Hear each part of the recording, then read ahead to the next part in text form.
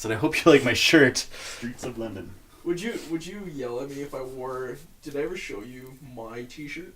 The one with you as a pepper? Yeah. Yeah, you wore it to one of the episodes. We never actually used that because you left. Oh. We never got to do the episode. Left. Oh, my bad. You really like enunciate.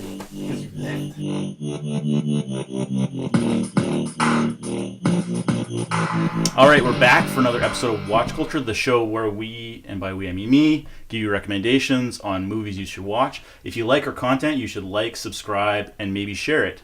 Today we're talking about Akira, the 1988 anime classic, as Mike would say, that brought anime to the Western world as we know it. The director, Otomo, actually produced this movie based on a manga, or manga as they would say, I don't know if that's how you would say it, I always pronounce things wrong, from the same name. And this movie is amazing because it deals with so many layers of Japanese history and Japanese social issues and things that just generally appear in a lot of anime to this day, and even in a lot of content in animated films in general. So we're talking about cyberpunks, we're talking about nuclear bomb attacks, we're talking about mind control, government involvement in people's lives, implantation, things like that. Akira is the kind of movie that I would recommend to someone who hates anime because it actually holds up today. I watched it a couple years ago from the 25th anniversary release, which I have right here, and I was still very much in love with it. I think if you wanted to watch anything that's anime, you should start with this, because this movie is about a Neo-Tokyo, which incidentally, it actually takes place over two periods of time, 1988 and 2019.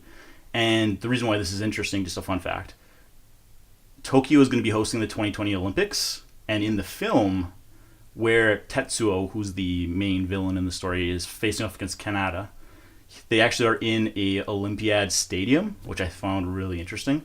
And anyway, so this story, the reason why I like this movie so much is it's about a kid who gets psychic powers and doesn't know how to deal with them, and he becomes effectively a supervillain. And again, like I said, is dealing with themes of nuclear attacks, which is fairly common in Japanese animes and Japanese culture, i.e. Godzilla, things of that nature. If you haven't seen this movie, I highly, highly recommend you see it, because if you're not going to, if you want to really understand why these themes permeate through Japanese culture today and why we see a lot of this seeping into things like, we talk about that really popular show with, I'm forgetting the name of it now. Doesn't matter. Point is, there's a lot of stuff that really dabbles in these themes, and if you want a live action version of this movie, I would be very sad for you because it's not going to happen. If we talk about Ghost in the Shell, which just had a live action remake, that movie was again influenced by this, and the anime is much better. So I'm obviously getting very emotional with this because I really love this movie. So I think you should just go watch it. And this is Watch Culture.